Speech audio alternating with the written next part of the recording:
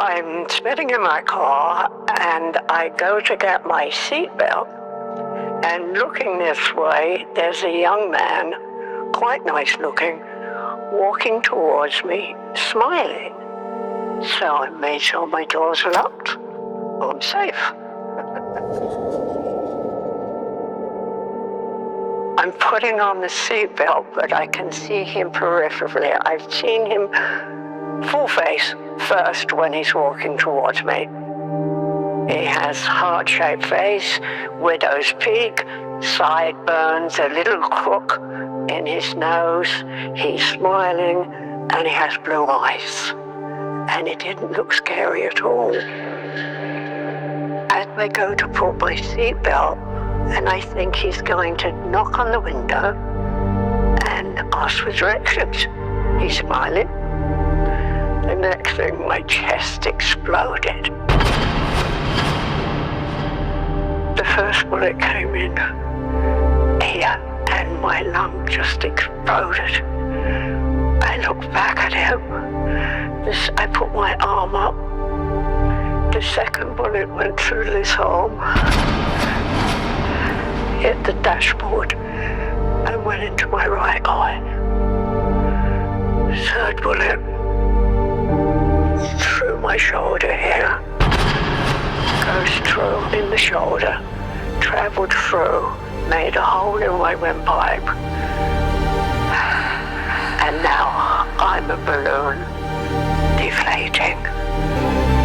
I can't see him that well because I'm blind in this one, and I have 8 pieces of glass in my left eye. He stood there smiling the whole time. Then he started laughing.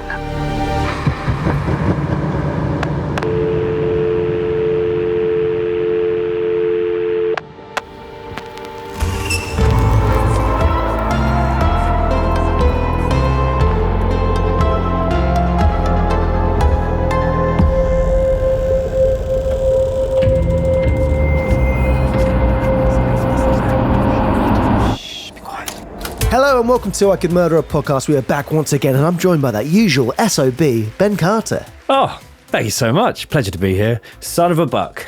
Son of a Bitch. Buck. Sorry. Pride of the forest. The buck. Son of a boy. Yes, also that. I don't know. Weirdly, Ben's dad is younger than him. How you doing, producer Dan? Good, thanks, boys. Welcome back to the cabin. The online cabin. The remote cabin. The cabin of the brain. Yes. How are we doing? Are we good, Tom? Yes, we're very well. Just quickly reference SOB, son of a bitch. The episode today is Son of Sam, the Son of Sam. It was linked. It wasn't just a mean random insult. It was all interlinked. But Ben, didn't feel linked. Seriously, Ben, how are you though? Seriously. Doing really well, no. Happy to be back. We are at the halfway stage of Series 11. It's flown by, boys. It's absolutely flown by. And we're back with another very big case. I felt like the case of Rodney Alcala a few weeks back was perhaps one of the biggest serial killers we've covered in a long time. This is up there. If those two went head to head, and I know they're around the same time era, I'm not sure which side of the fence I'd sit on. As in who would win, or out the little shootout, maybe. Which one you approve of more? I mean, Alcala, they both ultimately did some awful things, didn't they? Definitely, that's why we're covering them. Yeah. I don't like either of them, just putting it out there. Yes, from my if that's point an of option, view. yeah. It definitely I'm nowhere near that fence. Don't need to be. Some people might. Anyway, we're back again with a huge case, as Ben said. I want to say a big welcome to any new listeners or any new viewers. If you haven't already subscribed to the YouTube channel, why not head over there and give us a little sub? We'd very much appreciate it. And if you're listening to us over on iTunes or Spotify, if you could leave us a cheeky review, a little comment, a little sub on there, it is very, very much appreciated by all of us. Even the guy on the fence and his young dad. Well, it's not even an insult, is it? It's just a nice thing to say about your dad. But Ben, as we always do, can you give us the different names of this week's case? I can indeed. So this week it is the case of David Berkowitz, also referred to as the Son of Sam murders, the Mr. Monster case, New York held hostage, the Son of Sam killings, the .44 caliber killer, the most notorious killer in New York, and the Phantom of the Bronx. And also, if you are joining us chronologically through the episodes, then last week the cryptic clue for this week's case was, Mr. Jackson's had a boy. little bit of guidance from Tom on that one, but yeah, it's Samuel L. Jackson, son of Sam.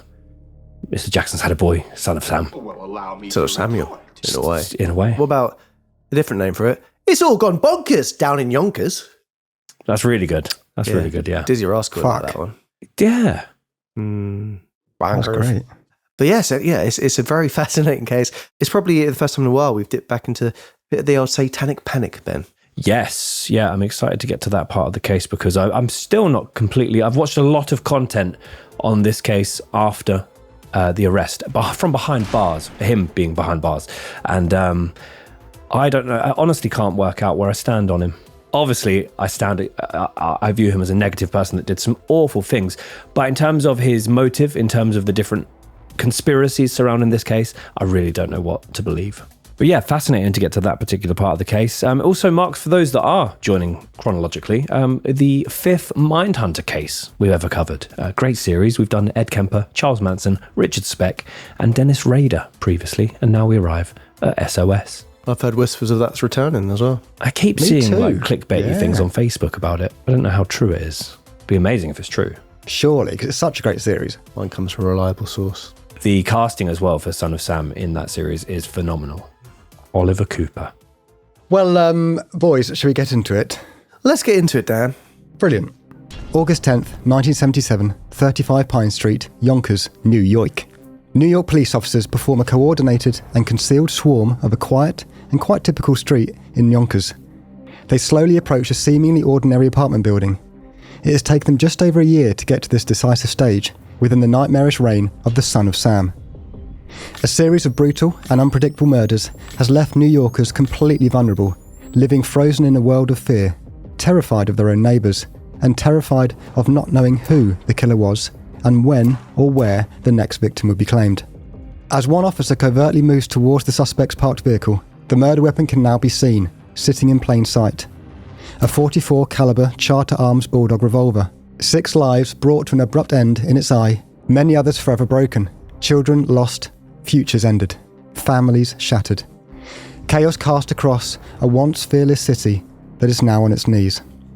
Hours pass by and the vehicle's owner finally exits his apartment and makes his way into the vehicle. The police finally have their man.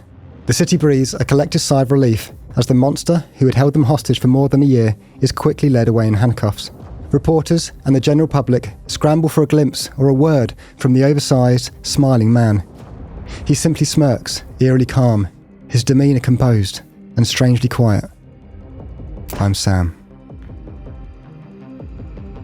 How did a seemingly ordinary young man evolve into a notorious serial killer capable of bringing an entire state to a standstill? Why did he claim that supernatural or demonic influences were vital in compelling him to commit these random, senseless crimes? When did police, social, and mental health services become aware of the numerous red flags that they had all repeatedly missed? And what key incident finally resulted in the unmasking of 24-year-old David Berkowitz as the Son of Sam killer? So we're going to start with the background of Berkowitz and explore exactly how he went on to become the Son of Sam killer. David Richard Berkowitz was born Richard David Falco on the 1st of June 1953 in Brooklyn, New York. Definitely my favourite of all the boroughs, I would say, if people wanted to know. Brill. I got a tattoo, 2 tattoos in Brooklyn. Oh, show them off. Get them out. Fantastic. Go on. They're on my leg. Oh, describe them for the audio. I've got one which is a skull eating some pizza, saying slice of life. The other one is a little ghost with hearts on him. It's very cute. It sticks out my sock. If you look at me, it's like, whoop, I love you. Very Silly little cute guy. ghost. He's so silly. Sometimes he gets a bit annoying. I'm like, shut the fuck up. Well, there you go. Brooklyn. Check it out. David was the only child born to Hungarian-American Rebecca Elizabeth Broder Falco, who went by Betty, and the father was Mr. Joseph Kleinman. Now, David's unexpected and sudden birth came out of wedlock when Elizabeth, who worked as a waitress at the time, had an affair with Joseph, who was a real estate executive based in Long Island, and he was in a long-term relationship. In fact, he was married to another woman, so this affair brought to the world David Berkowitz. Elizabeth had previously been married to an Italian-American by the name of Tony Falco, with whom she had a daughter named Roslyn. However, their marriage lasted slightly less than 4 years, ending due to Tony leaving her for another woman 13 years before David was born. So the reason why there's all this kind of murky detail around his birth is because a father figure would be a big, or lack thereof father figure, would be a big issue in his life, and so would his feelings of abandonment. Both of David's birth parents were Jewish, and Elizabeth came from an exceptionally poor family. He would never go on to meet his biological father, but would later reunite with his estranged mother and half-sister, and as we have just uncovered, obviously he's not an actual son of Sam. Was in fact a son of Joseph.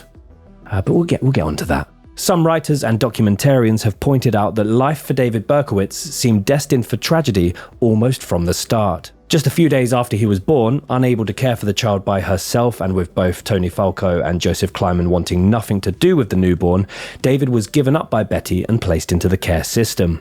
Thankfully, he was soon after adopted by a middle-aged Jewish couple visiting the orphanage just a few days later, and this was Nathan and Pearl Berkowitz. The pair, who were both in their 40s, were working-class hardware store owners from the South Bronx who had always dreamed of having children of their own.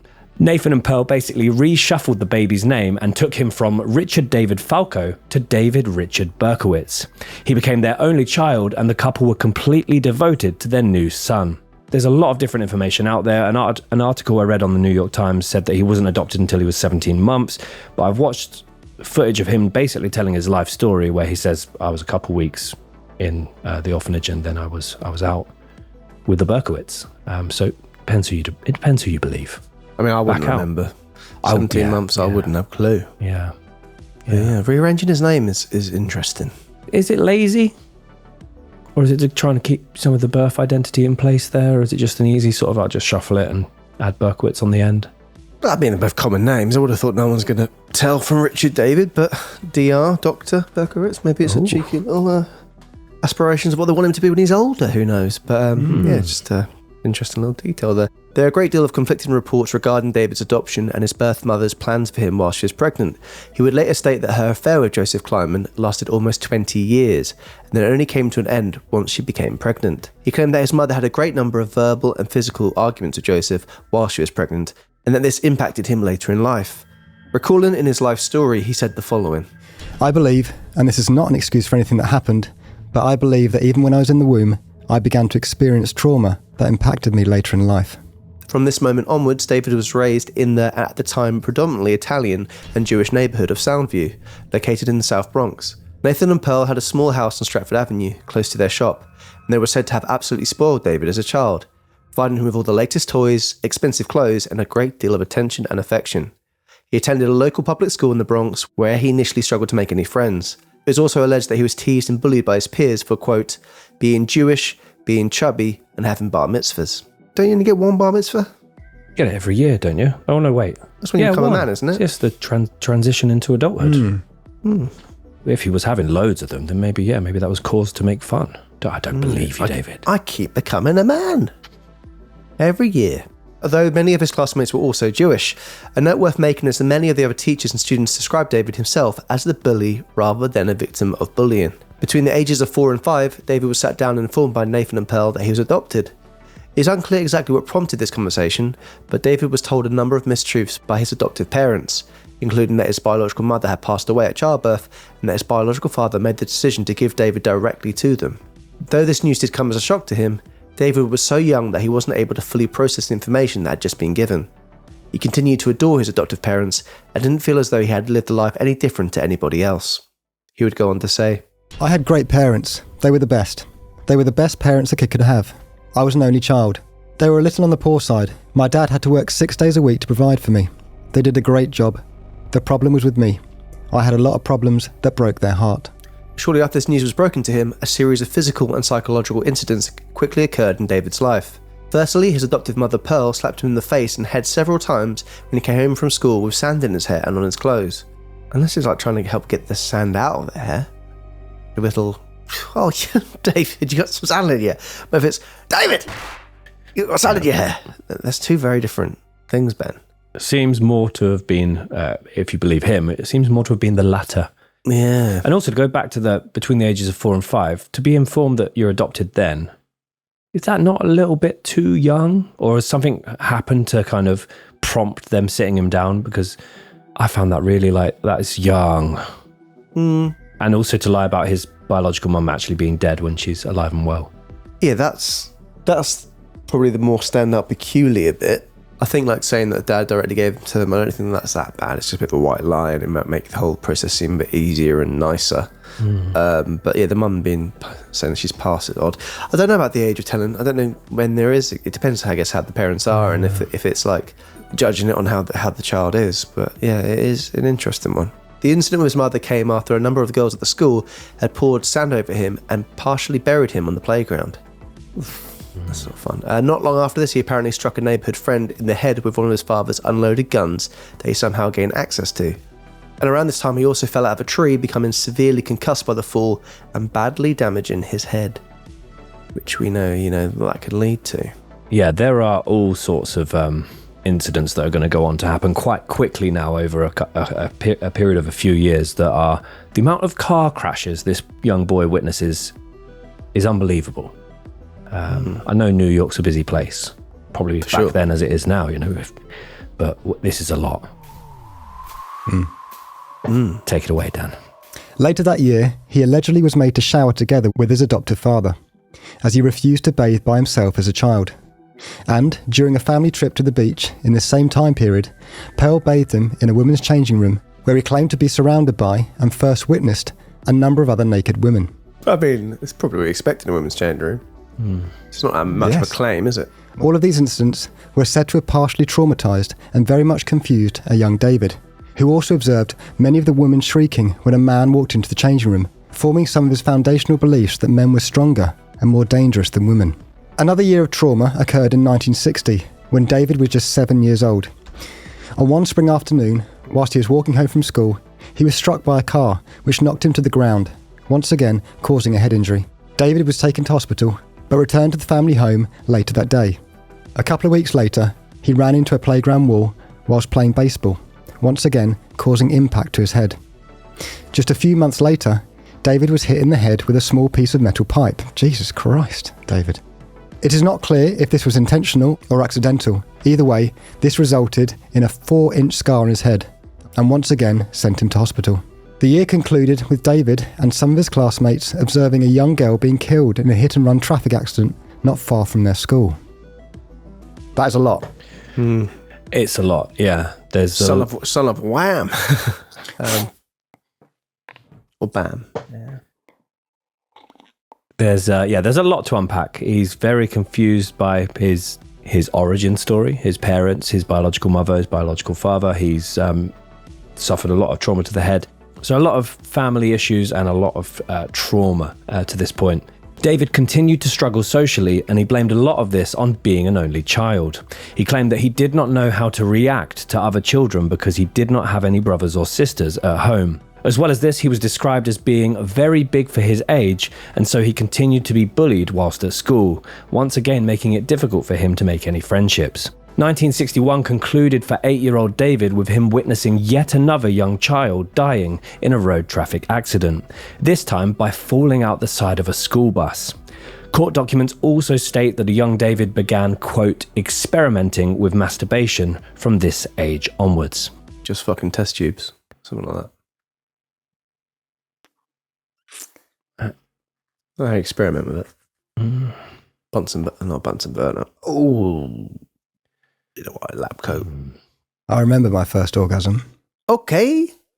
Didn't have this on the list. Yeah, it's very visceral in my mind. I'm sure your first orgasm you can remember well. But, I remember it happening, and then the next day I came down with the flu and a really bad temperature, and I blamed it on the orgasm. So I never went back there for quite some time. Oh, really? Wow. Yeah, it kind of traumatized me in that way. But they obviously weren't linked. I just happened to pick up the flu the next day. That's, yeah.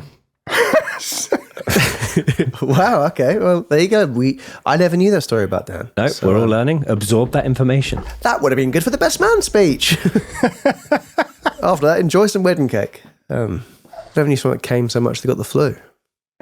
Yeah, that's what I thought. There you go. Sorry about that. It's probably a bad time to talk about that in the context of Just seeing another young person getting hit by a car. In 1963, shortly before David turned 10, he was bitten by a stray dog whilst walking home from school. He was doing this by himself. Nobody else was present to witness this, though he did have injuries, I suppose, that line up with a dog bite. Not long after this, he claimed to witness another young girl and her mother both dying from being run over by a car, meaning that he had observed 4 deaths by the time that he turned 10 years old. At around this same time, he was also observed hanging around with children much younger and much smaller than he was. And though he was teased for being chubby, it was said that he intentionally hung around with younger and smaller children because they were a lot easier for him to bully, which obviously if he's hanging around with smaller children, naturally would make him look larger as well. So kind of a little vicious circle there. Or so it was alleged. That's what Aragorn did it. Hanging out with like hobbits and stuff. Frodo and like Gimli is just so he could bully them easier. Made him look more handsome in a way as well. Funny ears. So you could just bully all of them. Apparently. And my axe! Yeah. So as he continued through his school years, David's childhood became more disrupted and troubling. Despite having an above average intelligence and apparently an IQ of 118, he quickly lost interest in his studies, and he also continued to struggle to form any meaningful relationships or friendships. Teachers, neighbours and even his own relatives would describe him as troublesome, difficult, spoiled and a bully. As well as this, from as young as the ages of 9 to 10 years old, he developed an interest in theft and starting fires. That's a very bad interest to develop at that age, isn't it? Yeah, a lot going. He's done a lot. Pinchy fire starter. He would regularly steal food and money from his classmates and was observed starting small fires both on and off the school property. These concerns were regularly raised with his adopted parents, who were told that he would be expelled from school if any of these behaviours continued. In a later interview from prison, David recalled the following of his behaviour during his formative years. I had many psychological problems growing up. I was adventurous. I was an arrogant person, but I was lonely. When I was growing up, I was so disruptive in school. I had so many emotional and behavioural problems that I had to go to a child psychologist in Manhattan once a week for 2 years with my mum. Despite these interventions and after extensive psychological analysis of the time, David was not deemed a risk to either himself or members of the public, and none of his significant misbehaviours were documented on his record. It is also believed that none of his numerous head injuries were deemed to have had a significant impact either. Instead, he continued with school, eventually going on to attend Christopher Columbus High School in the Bronx. However, as he entered his early teens, he asked to sleep with the light on or to sleep with his irritated parents, as he had started seeing monsters in his dreams. From this moment onwards, he was described by teachers as moody and easily upset. He also felt unattractive, alienated and different to other children due to his lack of relationships. Not long after David had turned 14, his adopted mother Pearl passed away after a long battle with breast cancer. David adored her, and the grieving process was incredibly difficult for both he and his father. It was made more difficult by the fact David learned his father Nathan had kept Pearl's illness hidden from him, which infuriated David. As a result, he started to set even more fires, potentially numbering in the hundreds, and it is alleged that he also began to torture animals. A few years later, his father would remarry a woman by the name of Mary, and David did not approve of this relationship. He looked to avoid spending any time at the family home due to this, often wandering around different parts of New York at night, all alone. How they were saying as well, they don't think any of his head... I mean, I assume they did, diligent testing and everything like that, but he's been hit by a car, metal pipe to the head, fallen out of a tree, landed on the head, ran into a wall playing baseball. That's all the classic signs. Classic signs. Yeah, I don't know how recent the kind of discovery of the frontal lobe and the damage to it and what it could cause. I mean, it kind of reminds me of Fred West with a lot of these things. He had a lot of it being big injuries, a motorbike accident and things like that. But yeah, did they probably test on it, or did they just say that from his behaviour you couldn't see anything clear? But was that because his behaviours were happening away from people, doing things to animals, starting fires? And it always makes me wince when you hear of the head injuries in these cases, and you kind of think, yeah, was this person not destined to be this way? This was kind of left. He turned into that person because of the injury. Yeah, I mean, this is like the late 50s, early 60s as well. So probably, definitely it wasn't as advanced as it is now. But there's also now some kind of, I believe, some incel tendencies that kind of creep into his life, which is, quite worrying. So the animal abuse that Tom just mentioned may have in fact started much earlier in David's life. It is alleged that he poisoned his mother's pet parakeet called Pudgy, either shortly before or immediately after her death. He did this by placing small doses of cleaning fluid in its water over a period of almost a month. He would also regularly set fire to or place large volumes of concrete glue over small animals and thousands of bugs. And on the topic of poisoning, chaps, a few weeks ago we had a discussion. I think it might have been in a minisode about being dropped in a part of the ocean for 30 seconds at 3 p.m. every day. You get for 5 years, then you get £100 million. I think it was a live stream. Oh, it was a live stream. Okay, well, I got another one for you both, if that's okay. I didn't think I'd be able to crowbar it into this episode, but poison. Poison. Poison. What? Yeah. Okay. What about it? So, in front of each of you, you have a plate or a bowl of 1,000 grapes. Now, of those 1,000 grapes, each grape that you consume, you get £50,000. However, one of those grapes is poisoned and it will kill you immediately. How many grapes are you eating? Well, I'm going to smash it. 999. How many £50,000 per grape? Per grape, yeah. There's 1,000 grapes there. One of them's going to be bad for you.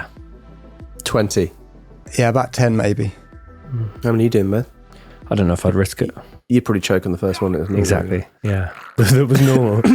I don't know. Fruit. I actually probably wouldn't take the risk, to be fair. Really? Yeah. I mean, the first one literally could be game over, couldn't it? But you could walk out your door tomorrow and get hit by a car because you live on a main road.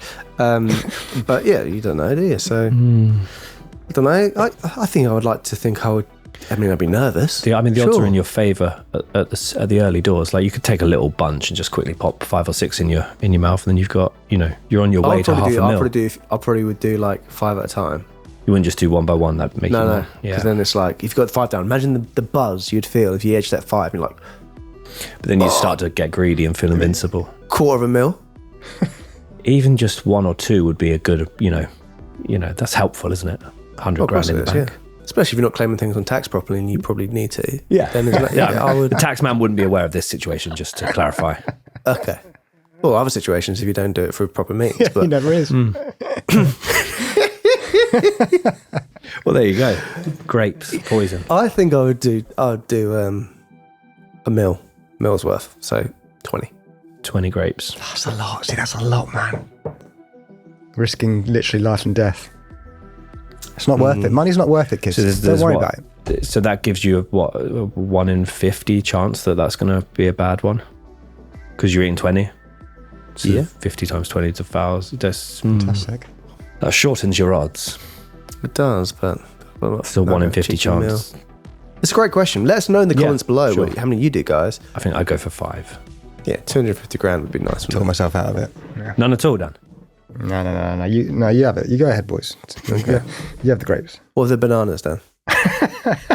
20 bananas. Yeah, that's a good question. Yeah, guys, let us know in the comment below.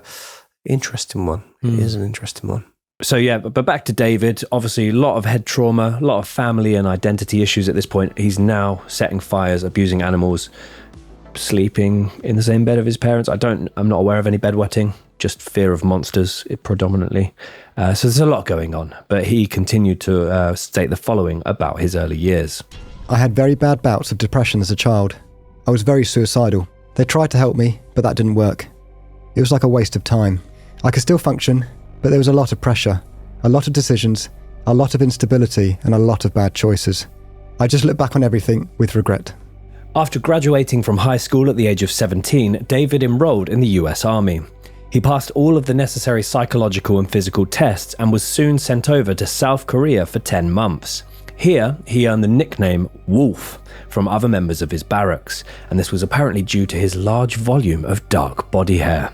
He started experimenting with different drugs such as LSD, marijuana, and amphetamines, and he was also caught stealing food from the mess hall. As well as getting caught stealing food, it was not grapes as far as I'm aware, but just sort of Sloppy Joes. Sloppy Joes. The Wolf's got some Sloppy Joes. Yeah, T-Wolf over here, Sloppy Joes.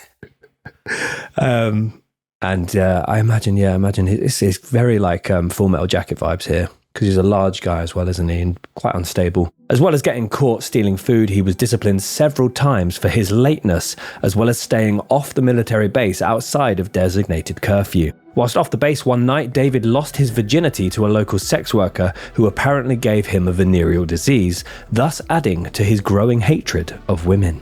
So he felt sick after. As well done, yeah. Similarities. So there's lots of links here. It's no. Don't they call you Wolf on Cod as well? They call him the Otter.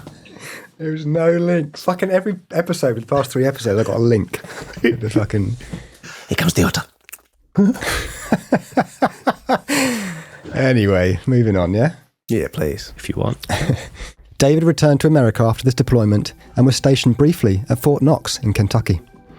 Here he was described as an outstanding and dependable soldier, before eventually being honourably discharged in 1974.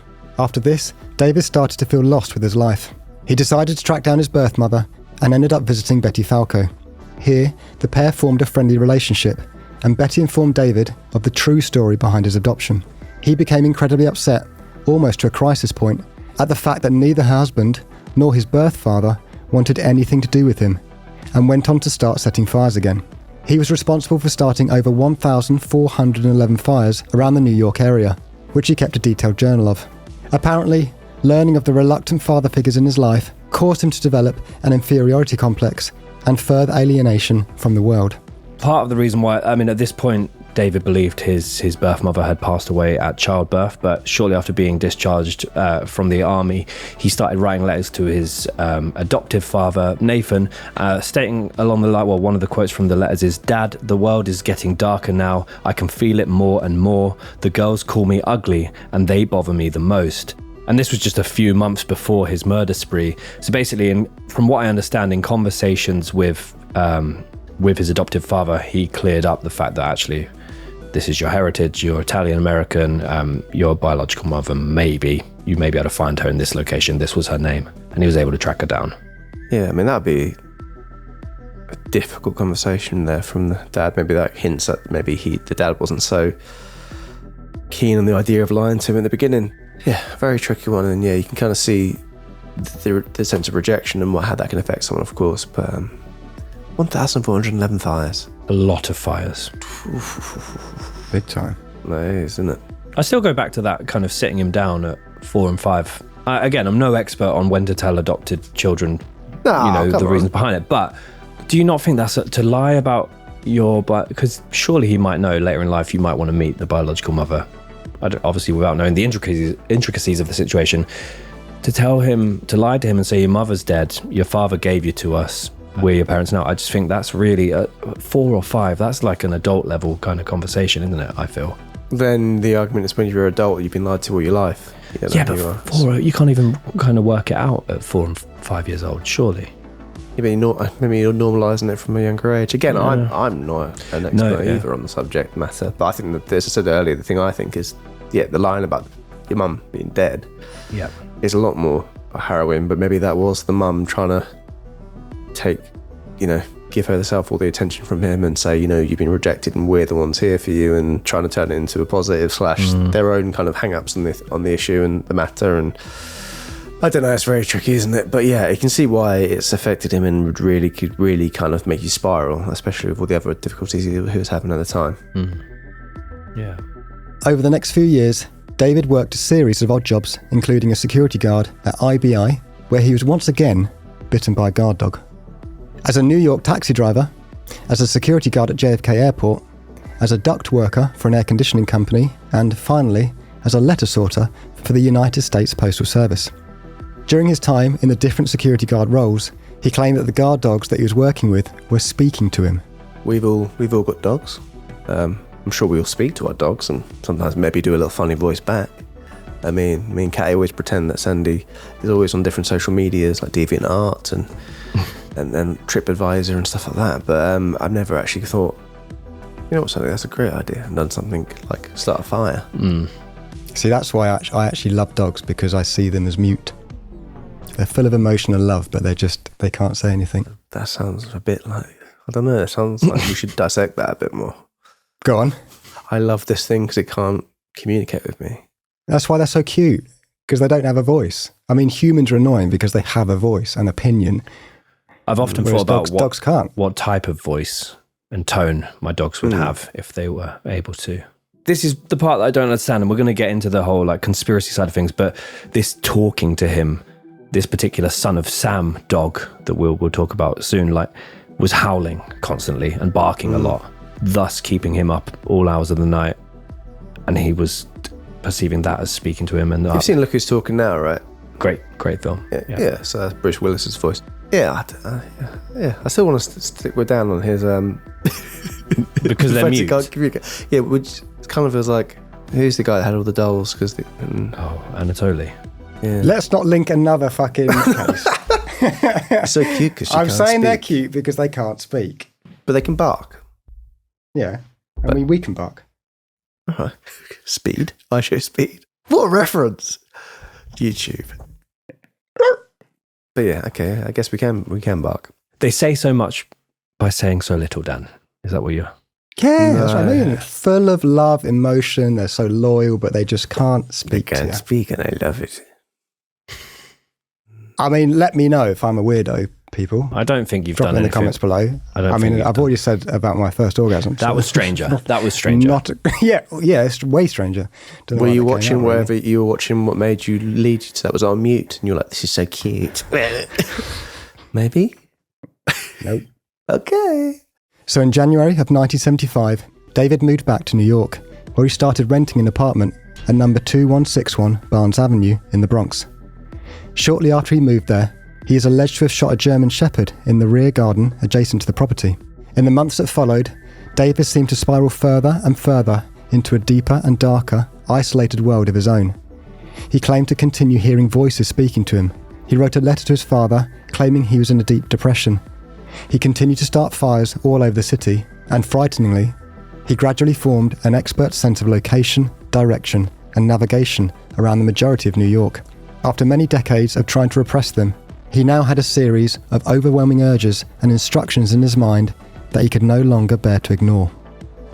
With all that sense of location, he would have been an amazing cab driver. Yeah, I don't know why he knocked that on the head. He did it for a little bit. He would suit there with a nice little comfy chair and seeing all those Chatting to people. dogs.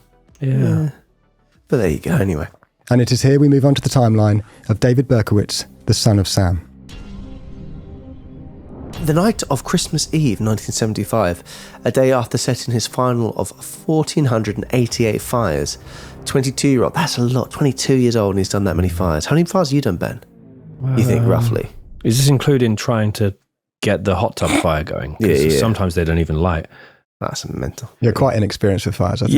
Yeah. That's not an insult. No, That's that's fine. I'm fine with that. Puts more distance between me and this case. In terms of like wildfires, none. Oh, Maybe yeah, of course. one as a kid, actually, but it was on sand next to a river. So Was that when people were burying David Berkowitz next to you in the sand? this would have been like the late 90s. Late Probably 90s. not. But me and my cousins and my brother, we started a fire in the woods on a riverbank. Took loads of like disposable camera photos with it, and we were like swearing at the camera and all that stuff. And then, Oh man, that's rock. yeah, then my aunt got them developed, and we got a serious, stern talking to. But now it's funny. Obviously, now it's funny. Oh yeah. You still got the photos? Yeah, I'll try and get one for you. Brilliant. Yeah, Nice, I'll get it up man. for you. Look at how cool I look. Defo. Cheers. Defo. Cheers. Was that for your 18th? I was probably about 7. Okay. 22-year-old David Berkowitz decided to escalate his behaviour to an entirely new dangerous level. He drives his car to an area in northeast Bronx known as Co-op City. David knew this area incredibly well, having briefly lived there after his adoptive mother Pearl had passed away. He had also completed numerous fares in the area as a taxi driver. At the time, this was a particularly poor area where crime was commonplace. Despite this, people still roamed the streets late into the night. David parks his car up and begins patrolling the streets with a hunting knife in his pocket. He approaches a lone Hispanic woman and proceeds to attempt to assault her. However, the woman is quickly able to fight back, receiving only minor wounds, and flee away into the night. David immediately retreats back into the darkness, composes himself, and starts trying to make his way back towards his car. As fate would have it, 15-year-old Michelle Foreman, a sophomore student at the local Truman High School, was walking by herself across a bridge near Drysdale Loop. David, enraged at his first failed attempt, immediately lunged towards Michelle, stabbing her 6 times in the head and torso in a frenzied attack, before running off once again into the darkness. Fortunately, after spending a week in hospital, Michelle was able to survive and make a full recovery from the attack, though she was unable to provide a detailed description of her attacker to the investigating police due to the darkness and speed in which the attack occurred. Not long after the attack, David learned that Michelle had survived her ordeal. As a result, he decided to place his hunting knife to one side and purchase a Commando Mark III semi-automatic rifle for $152.50, together with 4 boxes of ammunition. He then allegedly began to hear howling in his head from the different demonic voices that were providing him with instructions. In order to try and escape the howling, he relocated to an apartment on 35 Pine Street, Yonkers, several miles northwest of the Bronx. One of his neighbours was 63-year-old Sam Carr. More on Sam and his beloved Black Labrador shortly. So yeah, his first venture into the world of murder didn't go too successfully for him. So he's tried to stab a girl and a young woman on Christmas Eve, and one of them's overpowered him or been able to outmaneuver him, and then the second one has survived a horrific attack. How many times was she stabbed? It is horrific, yeah. 6 times in her head and torso, and she's survived. He's now decided, okay, gonna go and get an automatic rifle instead of a knife, which is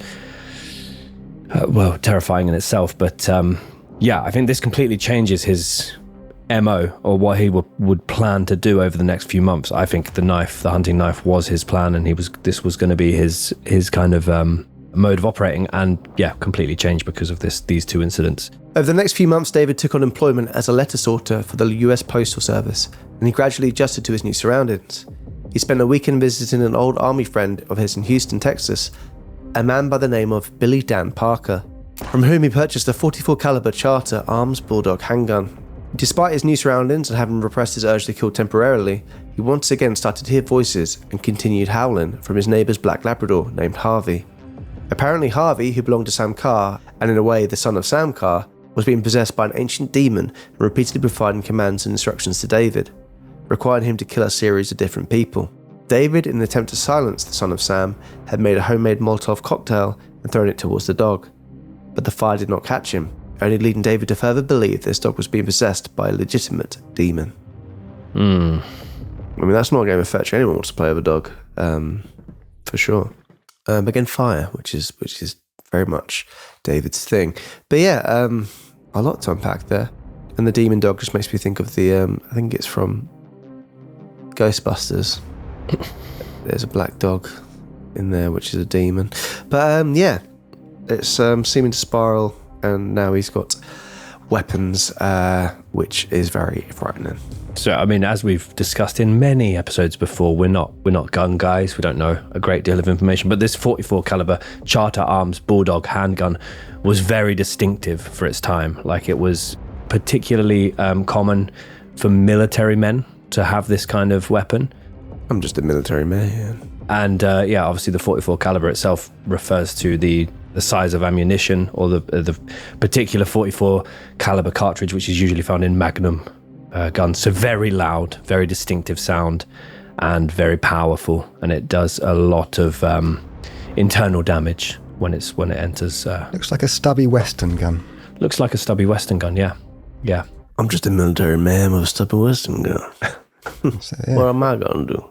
July 29th, 1976, 1:10 a.m. Several months after his first 2 attempted murders, now with both a semi-automatic rifle and a .44 caliber handgun in his possession, upon apparently receiving instructions from the son of Sam, 23-year-old David Berkowitz makes his way 12 miles southeast towards the affluent neighborhood of Pelham Bay in the Bronx. At precisely the same time, 19-year-old nurse Jody Valenti and 18-year-old medical technician Donna Loria, both of whom had long brown hair, were sitting in their parked car after having spent the night at a local discotheque called Peach Trees. Jody was just about to drop Donna off when the pair suddenly noticed a, quote, large, husky man with curly hair, quickly heading in their direction.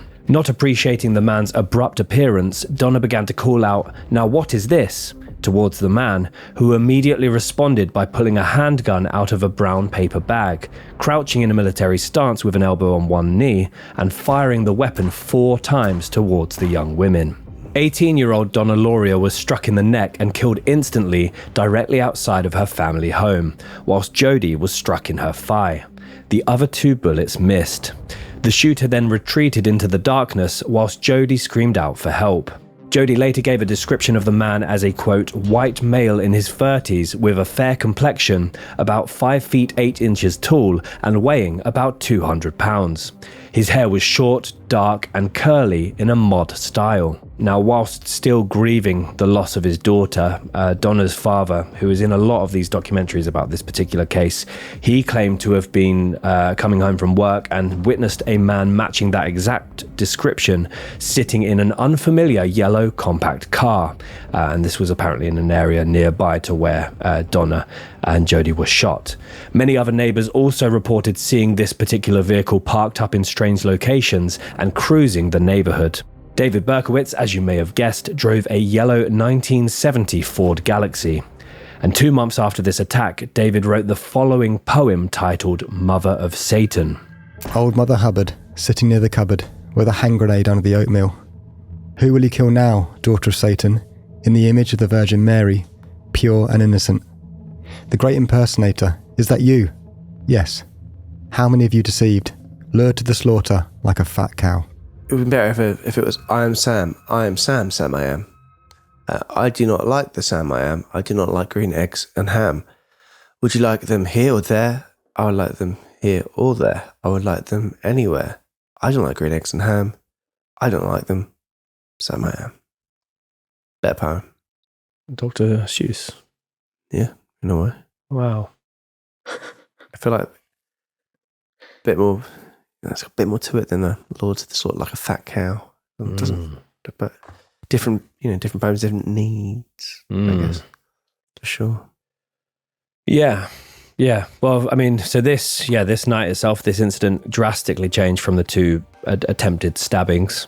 One attempted stabbing and 1 actual stabbing. Yeah, approaching people with a gun in a paper bag, and then all of a sudden, pulling the revolver from the bag, crouching down, boom. And it will very much, there's an argument about young women or girls with long brown hair. It seems to be a common target. Whether this was coincidental or not, who knows? But that would very much become a key theme in this case. Does it matter what they wear? Does it matter about their hair? Yes, said Sam. Yes, it does. Brown hair will. Green eggs and ham. As if the doctor knew. Well, it's really actually quite interesting. Fascinating stuff.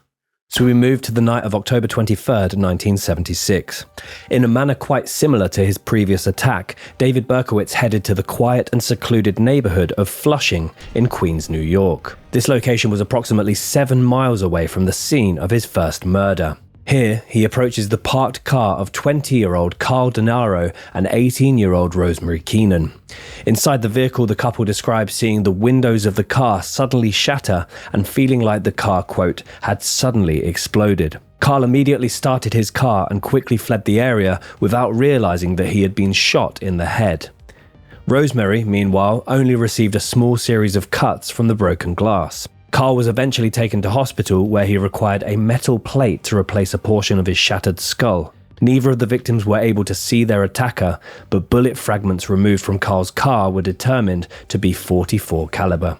And yeah, compared to other ammunition, these cartridges are giant. They're really, really big and very distinctive. So this was now, perhaps if they were able to find this kind of ammunition, rounds, other crime scenes, they'd be able to start making links. But at this point, because it's a different part of New York, different police localities investigating it, no links were made between this and the other attack, despite the similarities. Yeah, Carl would go on to feature quite heavily in the investigations and a lot of theories surrounding afterwards. He partnered up a lot with this journalist called Maury, journalist called Maury, and kind of helped fuel the theory that this wasn't actually David working alone. But I mean, imagine driving off not realising you've been shot in the head. Yes, yeah. People were made differently those days. Didn't you do a short, Dan, on the guy that got interrogated having a bullet in the head? Oh, yeah. But his face was entirely swollen. Exactly, and he was trying to say, I've been shot, it's here, but they just carried on The police kind of ignored it initially. Yeah, I didn't believe him. So a few notes very much worth making here. Carl himself had middle-length dark brown hair, so it is quite possible that Berkowitz believed him to be female. Secondly, his father was actually a 20-plus year New York Police Department veteran, so a huge investigation was launched after this particular attack. So I'm sure when Berkowitz saw the news in the following weeks, he couldn't believe, he probably thought it was another young woman, and he's accidentally shot the son of a high-ranking NYPD veteran in the head. And finally, as this attack had happened in Queens and the other attacks had occurred in the Bronx, separate police precincts were investigating them, so no links, as I said, could be made at this point. November 27th, 1976, shortly after midnight. Just a month later, David Berkowitz this time heads towards the small village of Floral Park, located in Long Island, New York. Here he observes two high school students, 18-year-old Joanna Labino and 16-year-old Donna DeMasi, walking home from the local cinema. This time, David is dressed in military uniform, potentially wearing a blonde wig, and also carrying with him a brown paper bag. As he approaches the girls, he appears to put on a high-pitched voice when he asks them, "Can you tell me how to get to?" before immediately pulling his revolver out within the paper bag. He shoots each of them once, Joanne in the back and Donna in the neck, and fires additional shots towards them as they fall to the ground in shock, clutching their wounds. A neighbour who heard the shots rushed outside and observed the blonde man holding a gun fleeing from the scene. Fortunately, both Joanne and Donna survived the attack, but Joanne was paralysed from the waist down as the bullet had shattered a part of her spine, and she was never able to walk again. So with this one, obviously the fact that he is allegedly wearing a blonde wig, dressed in military uniform, he still kind of followed the same order apart from this is external to a vehicle. Is this him throwing them off the scent, or does this feed into the conspiracy that there are multiple shooters? Yeah, obviously we're going to get into all the different theories, but yeah, it seems like he's changing.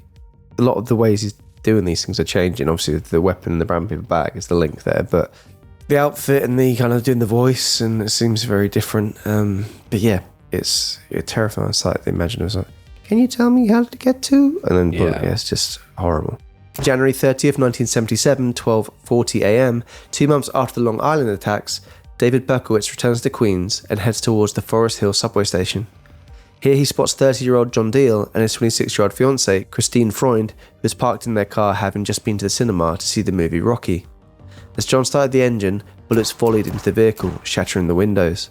John quickly exited the vehicle and started yelling for help. However, 2 of the bullets had struck Christine, one of which in the head, and she died from her wounds several hours later, with her devastated fiancé by her side.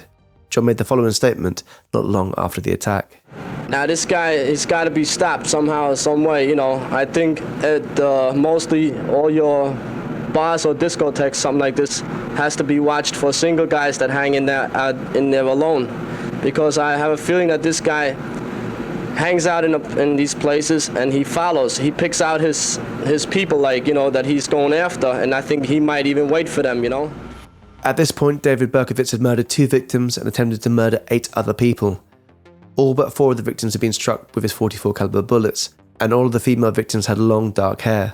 The first 2 of a series of composite sketches were released to the public, one searching for a brunette man and one searching for a blonde man. At this point, the police were not of the belief that it was the actions of one lone serial killer, but instead either 2 different serial killers or a group of killers. March 8th, 1977, 7:30 p.m. A short distance away from where Christine Freund had been fatally shot 5 weeks earlier, 20-year-old Columbia University student Virginia Voskerichian was making her way back home from school. Virginia was an exceptionally skilled and diligent young woman who, along with her family, had fled from Bulgaria for America during the late 1950s. As she made her way along Dartmouth Street, a large man walked directly in front of her and pulled a revolver out from a brown paper bag. Virginia quickly lifted her books in an effort to protect herself from the man, who fired a shot straight through them, which struck her in the face before she fell to the ground. She died instantly.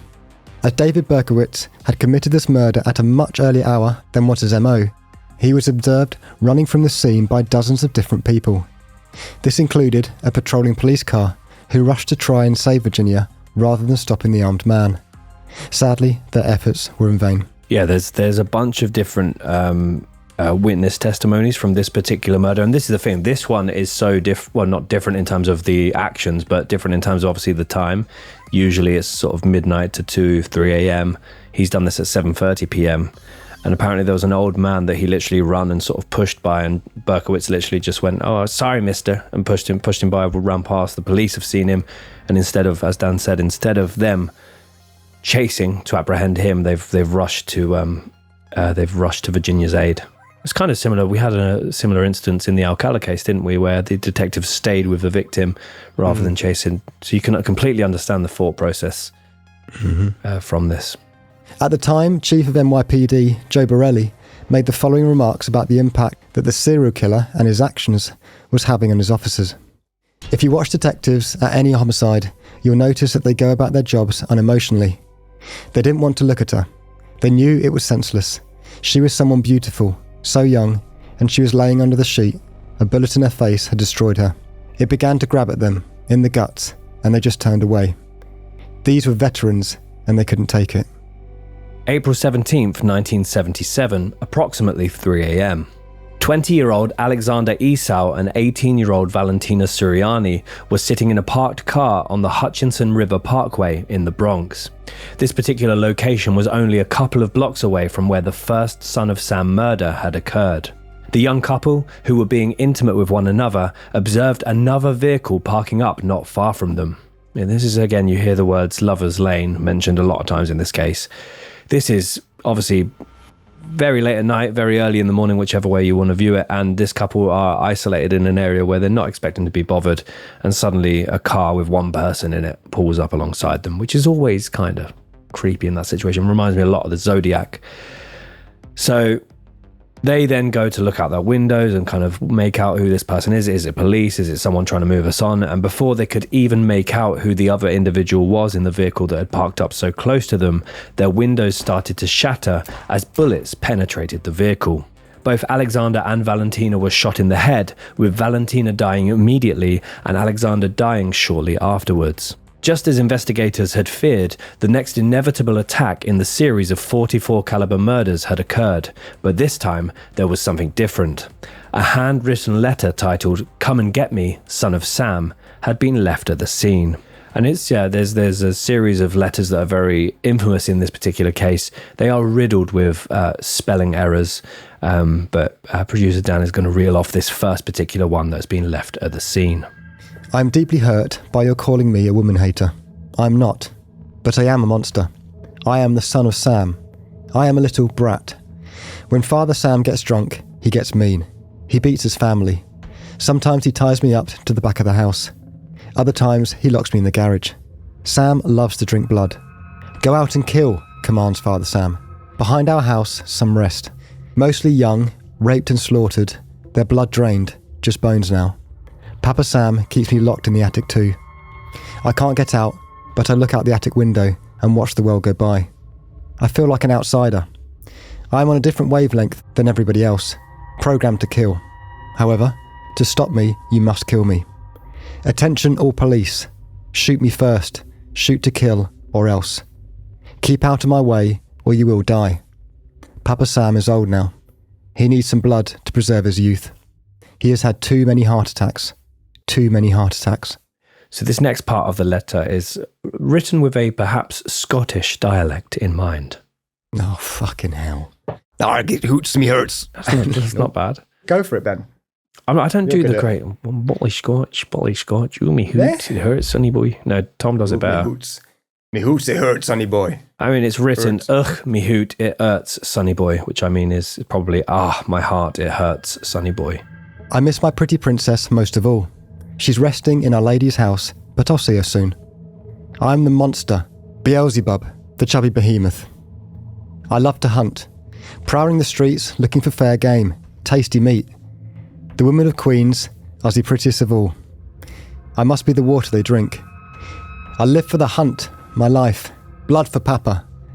Mr. Borelli, sir, I don't want to kill anymore. No, sir, no more, but I must.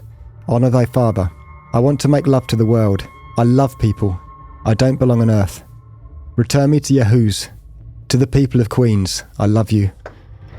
I want to wish all of you a happy Easter. Tickle me. And I want to wish all of you a happy Easter. May God bless you in this life and the next. And for now, I say goodbye and good night. Police, let me haunt you with these words. I'll be back. I'll be back. To be interpreted as bang, bang, bang, bang, bank. Yours in murder, Mr. Monster. Nice one, Dan. Lot to unpack there. And not only is it a bizarre series of written word, the way in which they're written, very distinctive. It's almost comic book style, block capitals, but I also think all quite kind of neat and tidy as well. What you hear in these words is kind of the rantings of perhaps a lunatic, but when you see them written out, it's like quite stylized, I feel. So all of the letters were written in block capitals, and the killer referred to himself as Son of Sam and Mr. Monster, rather than the .44 caliber killer nickname that had been used by some strands of the press. At that time, investigators who analysed the letter theorised that the individual may have been familiar with Scottish English, and additionally the police theorised that the assailant held a dark-haired nurse responsible for his father's demise, as suggested by the phrase, "he's had too many heart attacks." And this was alongside the details that the first murder victim, Donna Loria, was a medical technician and her friend Jodie Valenti was a nurse. But I think also if you read like the first couple of paragraphs in the frame of this is a black Labrador belonging to his elderly neighbour. I mean, obviously some of it's really violent, but Papa Sam keeps me locked up, keeps me locked in the garage, in the attic, in the back of the house. I don't know what I'm trying to say. There's a lot going on. There's a lot to dissect from these particular letters. Yeah, I definitely don't treat my dog in that way. May 30th, 1977, Daily News columnist Jimmy Breslin received a very similar looking and sounding letter to which was left at the scene of the murders of Alexander Esau and Valentina Suriani. The letter appeared to have been sent from New Jersey. Hello from the gutters of NYC, which are filled with dog manure, vomit, stale wine, urine and blood. Hello from the sewers of NYC, which swallow up these delicacies when they are washed away by the sweeper trucks. Hello from the cracks in the sidewalks of NYC, and from the ants that dwell in these cracks and feed in the dried blood of the dead that has settled into the cracks. JB, I'm just dropping you a line to let you know that I appreciate your interest in those recent and horrendous .44 caliber killings. I also want to tell you that I read your column daily and find it quite informative. Tell me, Jim, what will you have for July 29th? You can forget about me if you like, because I don't care for publicity. However, you must not forget Donna Loria, and you cannot let the people forget her either. She was a very, very sweet girl, but Sam's a thirsty lad, and he won't let me stop killing until he gets his fill of blood. Mr. Breslin, sir, don't think that because you haven't heard from me for a while that I want to sleep. No, rather, I am still here. Like a spirit roaming the night, thirsty, hungry, seldom stopping to rest, anxious to please Sam. I love my work. Now, the void has been filled. Perhaps we shall meet face to face someday, or perhaps I will be blown away by cops with smoking .38 calibers. Whatever, if I shall be fortunate enough to meet you, I will tell you all about Sam if you like, and I will introduce you to him. His name is Sam the Terrible. Not knowing what the future holds, I shall say farewell, and I will see you in the next job. Or should I say, you will see my handiwork at the next job. Remember, Miss Loria. Thank you. In their blood and from the gutter, Sam's creation, 44. Here are some names to help you along. Forward them to the inspector for use by NCIC, the Duke of Death, the Wicked King Wicker, the 22 Disciples of Hell, John Wheaties, rapist and suffocator of young girls. P.S. Please inform all the detectives working the slaying to remain. P.S. JB, please inform all the detectives working the case that I wish him the best of luck. Keep him digging, drive on, think positive, get off your butts, knock on coffins, etc. Upon my capture, I promise to buy all the guys working the case a new pair of shoes if I can get up the money. Son of Sam. Yeah, it just seems like absolute ramblings, doesn't it? Felt like it. Yeah. I'm so much more tired after that.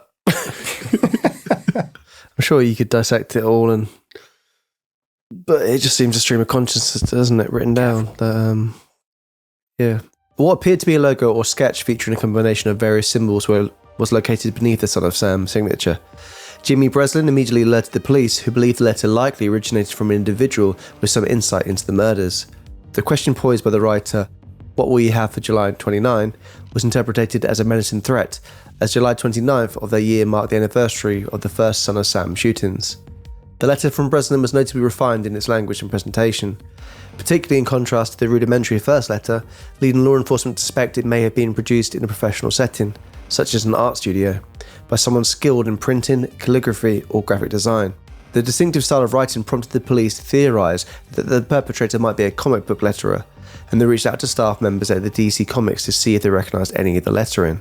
The Daily News made the bold decision to release the letter a week later, having reached an agreement with New York police to redact certain sections of the text. In the article published alongside, Jimmy Breslin encouraged the perpetrator to turn himself in.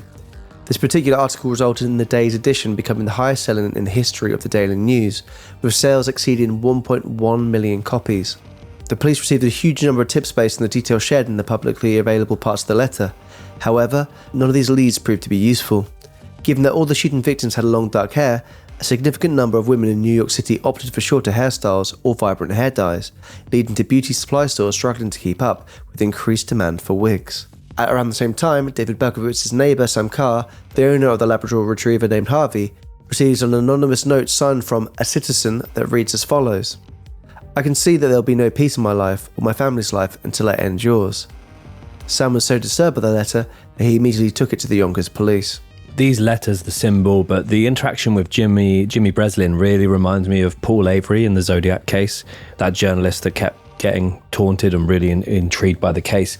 But this Jimmy Breslin, there's a lot of interviews with him in different documentaries I watched, and he came under quite a lot of criticism because he was basically claimed not to have been in fear of his own life by receiving these letters, but also claimed that he felt it was ethical and important that these letters were published, whereas obviously his company and he himself would receive a large amount of money for the headlines they were making in this case. But he basically then from this point onwards got assigned 24-hour security, and again claimed he would drive different multiple different routes home to his family. But he's a fascinating guy because he got a lot of criticism for publishing these letters, thinking they would encourage other people, but also there was not really the fact that he'd stated, "What are you going to have for me on July 29th?" Sharing that information may have changed those plans or altered what was potentially going to happen. June 26, 1977, approximately 3 a.m. 20-year-old Salvatore Lupo and 17-year-old Judy Placido were sitting in a parked car not far from the Eliphas discotheque in the neighborhood of Bayside, Queens. The pair, who had spent their night in the discotheque, were having a discussion about the Son of Sam killer just seconds before they heard the sounds of gunfire and glass shattering. 3 bullets entered their car. One struck Salvatore on his right forearm, whilst another bullet grazed Judy's temple and struck her shoulder, and the final bullet entered the back of her neck. Miraculously, the pair survived, though neither of them could give a description of the gunman. However, 2 passers-by were able to spot a tall, dark-haired man fleeing the scene in a leisure suit and entering a vehicle, and they were also able to get a partial license plate for the yellow vehicle that he escaped in. During the early hours of July 31st, 1977, as the first anniversary of the Son of Sam murder had passed, there was an increased police presence in Queens, Long Island, and in the Bronx during the late night and early hours of the morning. However, there was very little police presence in the nearby borough and Son of Sam birthplace of Brooklyn. During the early hours of the 31st, 20-year-old Robert Violante and 20-year-old Stacy Moskowitz were sitting in Robert's parked car under a street lamp in the neighborhood of Bath Beach. They had just been on their first date together. As the couple were kissing, a man approached the vehicle and got within touching distance before firing 4 rounds into the passenger window. Both individuals were struck in the head at short distance. Robert lost his left eye due to the gunshot wound, and sadly, Stacy died almost immediately. Stacy Moskowitz became the 6th and final confirmed victim of the Son of Sam killer, and notably, she was the only blonde-haired one. Later that morning, Brooklyn resident Cecilia Davis was walking her dog when she observed a traffic officer placing a parking ticket on a yellow 1970 Ford Galaxy.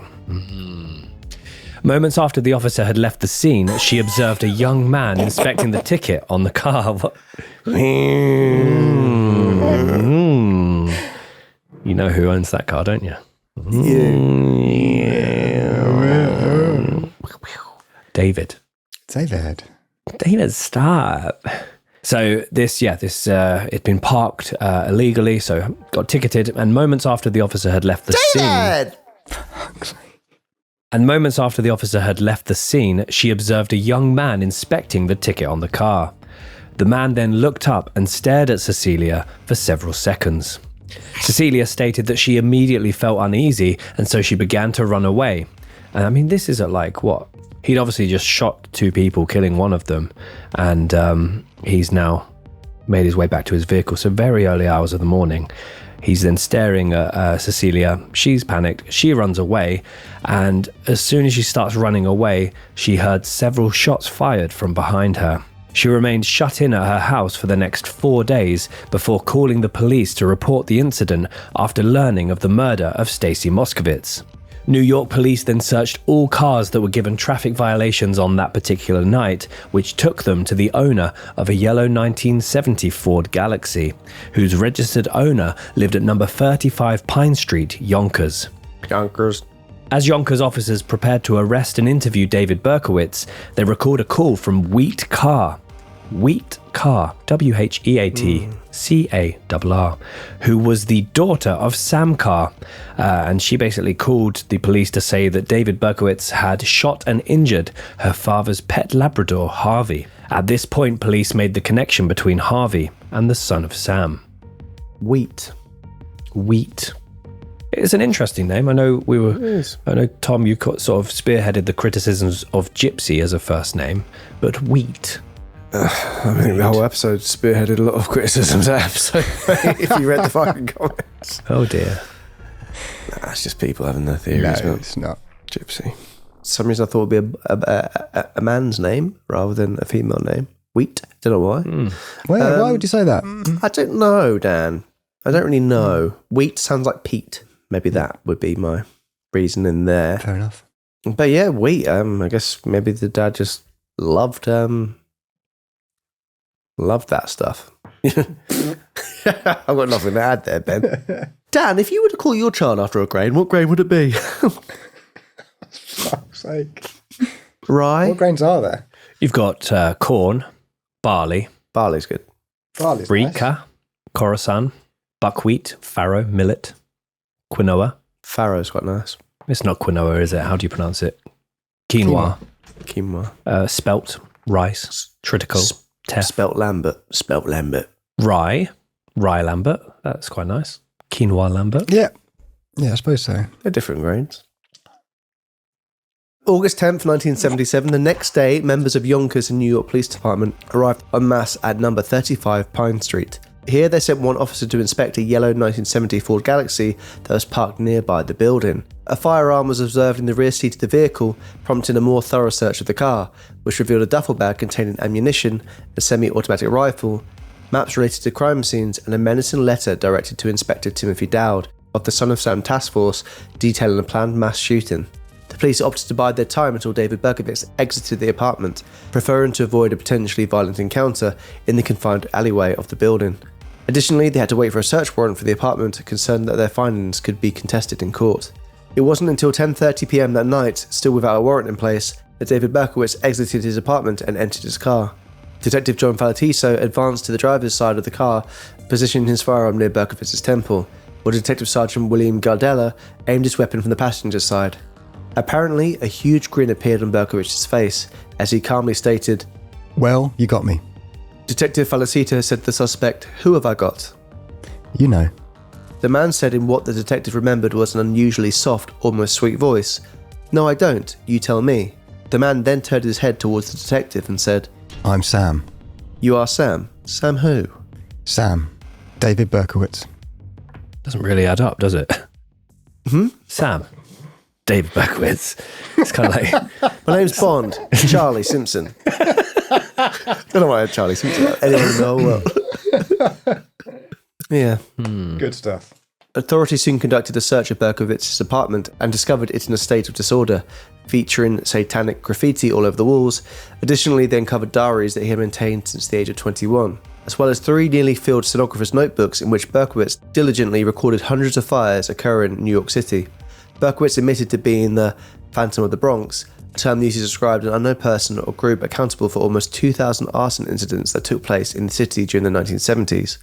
At a 1 a.m. press conference in the hours that followed, then Mayor of New York Abraham Beame stated, "The people of the city of New York can rest easy because of the fact that the police have captured a man whom they believe to be the son of Sam." David Berkowitz confessed to being the individual responsible for all of the shootings after being interrogated for approximately 30 minutes. Berkowitz asserted during the interrogation that one of the motivations for his actions was his neighbour's dog, the son of Sam, who actually went by Harvey, which he claimed insisted on the sacrifice of attractive young women. He basically stated that this dog was constantly talking to him, giving instructions to him, wouldn't let him sleep, was howling at night, and these were the instructions that he gave him. As well as this, he wrote several letters to his dad, stating that he was depressed and was feeling ostracized from society and that young, attractive women were bullying him. He later retracted these statements regarding the dog and deemed them to be a hoax. He claimed to have instead killed people because of, quote, resentment towards his mother and his inability to establish good relationships with women. He also revealed that had the police not arrested him on this particular night, obviously they saw a duffel bag filled with ammunition, maps, semi-automatic weapon, his revolver, his .44 caliber revolver. He basically said that had he not been caught, he planned on committing a mass shooting before ending his own life at the local Hamptons nightclub. So that was the timeline. We're now going to move on to a little bit of aftermath, as well as some of the particularly satanic and cult-related conspiracy theories surrounding this case. See, I'm sure a lot of people have watched the documentary that's on Netflix. It's called The Son of Sam's, interestingly. So as you can kind of tell from the title there, that it's leading towards the idea of there being more than one perpetrator. There's a particular figure within that who goes by the name of Maury Terry. He's basically a journalist. He gets very, very obsessed by this whole case. And he spends years upon years researching this. He actually gets to sit down and interviews David Berkowitz on a couple of occasions. But those interviews have been very much criticised, with people saying that he's leading him with where he wants to go with the things. He's asking more questions, and Berkowitz is able just to say yes or no, rather than adding a lot of detail to the actual theories. But essentially, the theory was that, this was actually part of a satanic cult called the Children, and Berkowitz joined this cult at a young age, and that essentially that all these attacks were happening for different reasons, and it wasn't always Berkowitz involved. He was there at the times they happened, but it wasn't always him pulling the trigger. And there's mention of a snuff film where people got killed for this footage, and basically, Maury wrote a book called The Ultimate Evil in 1987, which had all this detail in, and he was able to connect a lot of people. But at the same time, the people who was connecting with people who maybe their reasoning for saying that they did these things or were part of the cult were questionable. There's lots of talk about there's a certain space where people would go and do these cult-like things and kill animals. There was writing on the floor, a lot of graffiti that implied satanic rituals. It's interesting if you watch it. It's quite easy to get carried away with it in the Son of Sam's documentary. It's definitely worth a watch. Yeah, you can see why Maury got so obsessed, and so he got quite dejected when people didn't kind of go with his theories. One of the thoughts behind that is a lot of the law enforcement actually, with them discovering David Berkowitz, their career was based off of that, and they had a really high trajectory from that because they'd done that. Their names were like untouchable, and essentially the police were very quick to get rid of the idea of there being more people involved, because then their names could be marred by that essentially. So the evidence supporting this kind of theory that Maury was going, there's discrepancies in witness sketches and descriptions that did not match Berkowitz's appearance. There's variations in the handwriting of the letters. So the satanic activity, as I mentioned, was in Untermeyer Park in Yonkers, New York. And Berkowitz also said in own statements and later interviews claiming he did not commit all the murders alone, and confirming his involvement within a cult. So obviously, a lot of it, you have to believe what Berkowitz is saying. Is he just saying these things to kind of keep more attention on him? I will say in the interviews with Maury, he does seem kind of very calm and very relaxed, and you question why would he lie on those things. Like, he seemingly, I don't know, he's an odd one to figure out when you watch those videos and the interviews. It's very hard to figure out what he's doing. And he says he doesn't really like talking about these things, doesn't like going over it. He's not willingly giving the information away. But as I said, it's been speculated that Maury was very much leading the interview, which took a lot out of it. People were saying that Berkowitz wasn't adding a lot of detail himself, a lot of colour himself. It's more just saying yes or no to things. I remember watching that documentary, but I found it because isn't it part of other cases they've covered where they've done like the manhunt ones? Yeah, the manhunt ones. I can't remember if it was Unabomber or I don't think maybe not. Might be. I remember finding that documentary quite tricky, and I've watched lots of interviews with him later in life. Obviously, he's now referring to himself as not the son of Sam, but the son of Hope, after becoming an evangelical Christian in prison. But yeah, I mean, there are other cult members he implicated were literal son of Sams, which were 2 deceased children belonging to Sam Carr, John and Michael Carr. But both of these son of Sams were dead. One had been killed in a shooting and the other one had been in a fatal car accident.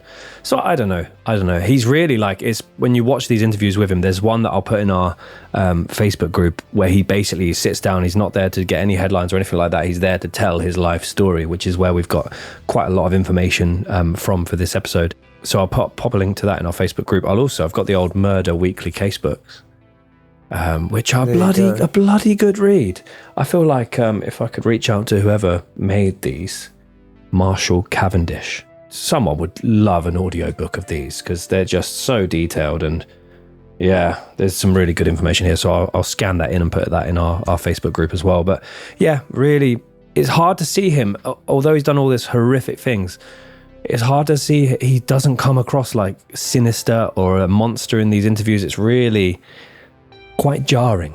I find after watching, to be fair, I'd even recommend watching the final episode of that series because it is a bit hard to watch, the Son of Sam's, but the final one where they kind of really focus on the interviews and things like that. And I could kind of see it. I think that there was something to be looked into there, and I think they kind of dismissed the idea of multiple people a bit too quickly for my liking. I think there's a lot of people who are interviewed in there who confirm these things, and there's some very weird coincidences, if there are coincidences, about people with video equipment and what they were doing and why this person was found killed and stuff like that. It's this. I can see, where the links were all made, and I think they sometimes, especially in the New York Police Department, who have been criticised many a time for hiding things or making things or forcing people to admit to their wrongdoings. I think it's something which maybe could have done with a bit more thought and looking into it again. But I can understand.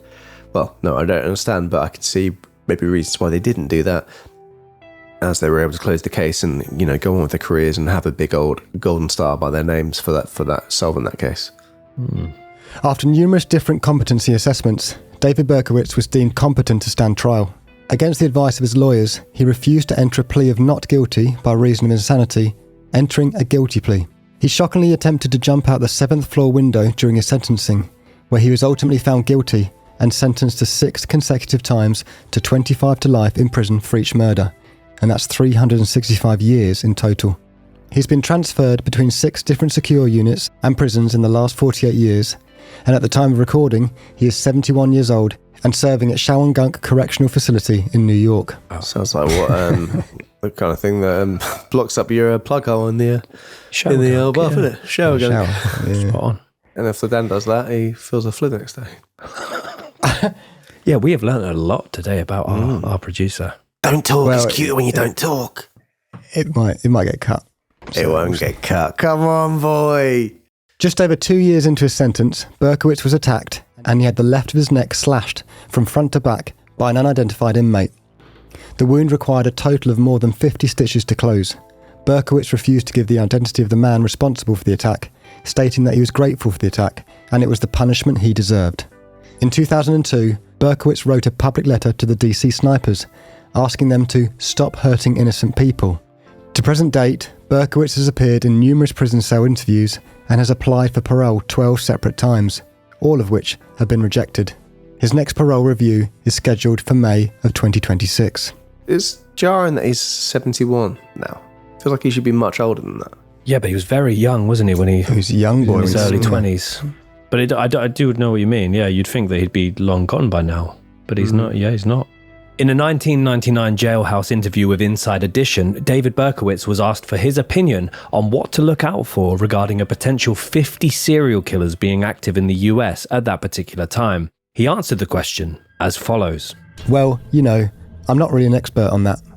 Those people come from all walks of life. I see that there are just a lot of hurting people out there. A lot of confused, lonely, troubled people. And a lot of angry people. A lot of tormented people. People need closeness. And, in society today, people are so far apart. Broken homes, broken families. I know, for example, in the incident in Columbine, those kids had parents and they were from homes that seemed to be stable. And yet, within the home, there was a broken relationship, with parents that had no understanding. Yeah. That's the terrifying thing when we cover these cases. It's a case of, it's not a clear pattern for why people go on to do these things. It's not as simple as going, oh, well, he got a bang on the head, therefore he did these horrible things. And there's lots of people in the world who have had horrible accidents where they've gone on to live perfectly normal lives. Yeah, it's not a recipe for how someone ends up this way. I mean, obviously, you can look back at his childhood and say, you know, a lot of moments there which you can think, I can see why that would unsettle someone and make them maybe question things or feel a little inferior. But again, a lot of the stuff we're hearing is through the lens of David Berkowitz as well, the way he recalls his childhood and what happened. And, you know, it's hard to take everything he says without a few fistfuls of salt, especially after he denies things and claims that things were just done for a hoax or just yada, yada, yada. So it's kind of hard to know exactly what he says and what is true. But yeah, it's a fascinating case. You can see why, you know, there are so many documentaries out there about it. And obviously, if people are really keen and eager on this case, then please, you know, we do urge you to watch a few of those documentaries. They are fascinating. And I always find it interesting when you get lots of interviews with the people, you know, in prison, just to see what they had to say. That's why I find the kind of cult and multiple accomplices angle quite, like, I mean, maybe I agree with Tom. You should definitely, the last episode stands out of that Netflix series compared to the other ones. But with all the other ones I've watched of him spanning like many decades, he has a very distinctive look early on. At one point, he's got a like little mustache and goatee going on. Then he's gone completely bald. He doesn't seem like pleading that, no, I'm the only one serving time for this. There's other people out there. He doesn't seem that passionate about there being other people. True. So I don't know. Maybe I don't know. But it's there was another thing as well in one of those interviews where he talks about finding his biological mother and her telling him how he was born, how he was given up for adoption, how the two father figures weren't interested. He said that was actually more of a turning point than anything else. But also, like, the childhood, I don't think we've ever covered a childhood with that many head injuries. Maybe Chris Benoit, maybe. Yeah, as I said, there's so much to it. There's so many different paths and so many reasons you might think that things went a certain way, but it's very hard to tell what was the actual defining factor within his childhood. But yes, that is the case of David Berkowitz, the son of Sam. Thank you so much for joining us. And please, as I said earlier on, if you haven't subscribed already, please do subscribe to the YouTube or to one of the audio channels, wherever you listen to us on. It does help more than you know.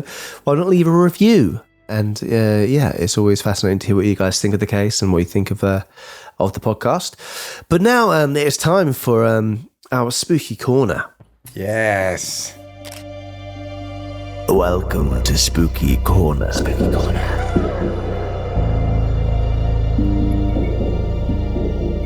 Yes, guys, it's the time of the show where we ask for audience participation. We love hearing from you guys, and we thought this is a fun way of getting you guys involved.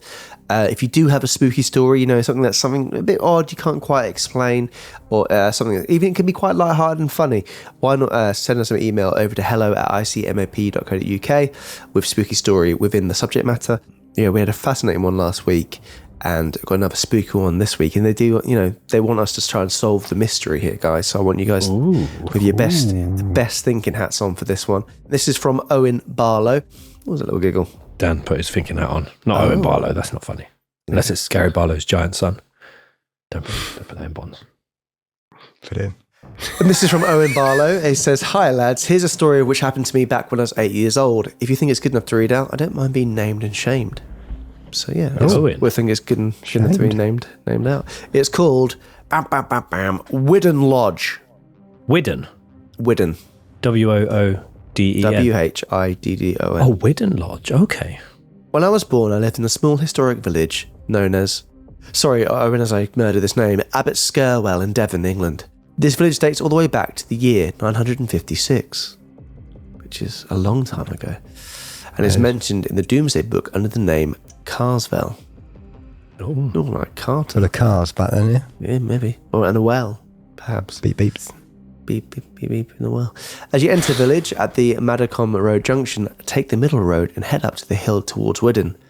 On your left is Widden House, rebuilt by William Creed back in 1831. I want to applaud Owen for the lack of knowledge he has here. Yeah, it's good. Recalling all this detail. Ben wanting to crow about the fact that I mentioned the name Creed there, but we're going to move on. The Widden estate allowed William to become a landowner of substance since Widden House was the major house of the village, and the only one mentioned on the Don map of Devon houses in 1765. The house, barns and gardens opened onto orchards, pasture land and woodland. There was even a working lime kiln and quarry. However, on your right, and where these events took place, was a lodge house. This house was built by Mr. Creed for his estate workers back in the 1850s. This was Widden Lodge. It was a beautiful old cottage-style house with an Aga, open fire, barn doors and exposed beams. Every floorboard creaked and every hinge squeaked. Oh, I love that though. Especially the Aga. Squeaky. Aga. Yeah, I like an Argo as well. Argo, dude. Many unexplainable things happened to us while we rented the place. I remember my mum telling us that she occasionally thought she heard children's laughter coming from upstairs while she was in another part of the house. Doors would slam shut in the middle of the night and wake us all up, with no windows open to be causing a draft. The volume on our sound system would turn right up to max without you even being in the room, let alone turning the knob. However, it was around Christmas time and the most unexplainable thing happened to me and my older brother. My parents had gone to the local pub to have some festive drinks. They left my elder brother in charge of looking after us and said they'd be home late. We spent our evening playing the PS2 in my brother's room at the front of the house. It was getting to around 11:30 at night and our parents still hadn't returned. When all of a sudden, we hear footsteps running down the stairs and a loud bang. We both sit bolt upright and just stare at the bedroom door in sheer fear on what's on the other side. We didn't know if someone had broken in or if our parents had come home without us knowing and fallen down the stairs. We plucked up the courage to go and have a look, and what we found still stumps me to this day. It was a staircase of a sharp kite turn towards the end. It had a barn-style door at the bottom, which would be latched shut to keep the heat in. Me and my brother would always take our shoes off and leave them in the hallway upstairs. It was quite a wide hallway and our rooms were quite small. When we finally plucked up enough courage to leave my brother's room, we found a pair of each of our shoes had been chucked down the stairs and hit the door at the bottom and opened it. To clarify, the shoes were not stored in the hallway near the stairway entrance. It's fair to say we were petrified. We rang our parents and begged them to come home as soon as possible. Once our dad came home, he could see how on edge we both were. He checked everywhere to see if there was a window open or unlocked door, but everything was locked shut. We only stayed at Widden Lodge for another 2 months. What do you think caused the shoes to move? No windows open, no breeze, no gust. They weren't perched anywhere. He literally just said that the dad checked everything and it wasn't Ben. Spooky. No dogs around. No dogs around? No dogs around. Doesn't mention a dog. Doesn't I mention a presume dog. you would. Yeah. If there was, but Spooky. Yeah, that is unexplainable, to be honest. Shoes in the hallway to be thrown down the stairs at a speed in both pairs as well. But it made the sound of like a running person down the Sounded like stairs. someone walked up the stairs and suddenly bang down the stairs. Popped the shoes on and then ran down the stairs and then slammed them off. 2 pairs as well, not just one. Yeah, 2 pairs. A pair of pairs, Ben. Pair of pairs, yeah. Bloody hell. I can't Not sure we can solve that one. No, I can't really explain it, but thank you, Owen, for that. Cheers, Owen. Yeah, Cheers. it's a spooky story. That's spooky. And guys, if you have any stories you want to share with us or anything we can try, we can, we'll try to explain it if we can. That was a bit difficult, but we'll give it another go. Why not send an email over to hello@icmap.co.uk with the subject, spooky story. Lovely stuff. So there you have it. That was the case of David Berkowitz, the son of Sam. Yeah, very heavy case. We are storming through the series. We will be back next week with episode 7 of series 11, which is a case that a lot of people have been requesting for many years. And with that in mind, it is time for our cryptic clue. Benjamin Carter's cryptic clues. Everyone gather round for some clues that can be quite cryptic, but he's going to give them to you anyway. Hope you can figure them out. So Editor Bonch, you can show me in real time telling Tom and Dan what it is, but obviously just cut the audio and just so you can see their reaction to this one, because I feel like it's going to annoy them. The cryptic clue for next week's episode is the peaceful Irishman who avoids responsibility at all costs. The peaceful Irishman who avoids responsibility at all costs. That is so hard. Yeah. But good. Very cryptic, to be fair. But yes, thank you so much for joining us for this week's episode. There'll be loads of extra goodies over in our Facebook group, which is the I Could Murder Podcast listeners and discussion group on Facebook. I will be posting the contents of this weekly murder case book, which is filled to the brim of goodies. Scan it! And I'll also be posting a video of David Berkowitz. I don't have I'll figure that out. David Berkowitz recording his whole life story on YouTube. There'll be loads of extra goodies in there. Why not join our group? It's lovely. You can also go and see our depth chart for the Titan submersible episode and see how far penguins truly can dive. It's bewildering. And thank you so much for joining us, guys. And like we always say, we say this all the time. Keep doing what you're doing. Whoa, cool blimey. If your hair and clothing is filled with sand after a scuffle at school, I mean, I don't imagine many school people will be listening to this, but get the sand off you before you go home to a potentially aggressive mother. I hope no school kids are listening to this. There will be, won't there? There will be. That's why it's getting cut. That's weird. Oh yeah, don't look, if you have your first it's getting cut. Then it's not getting cut. If you have a natural volatile reaction to that, that's fine. That probably doesn't mean anything more than you've got fever. It's a bit of fun, isn't it, Dan? Cummy fever, yeah. Leaving the body fluids. Fluids. Okay. Might stay in. I'm not sure about that. See you later. To a pip. See you, everybody.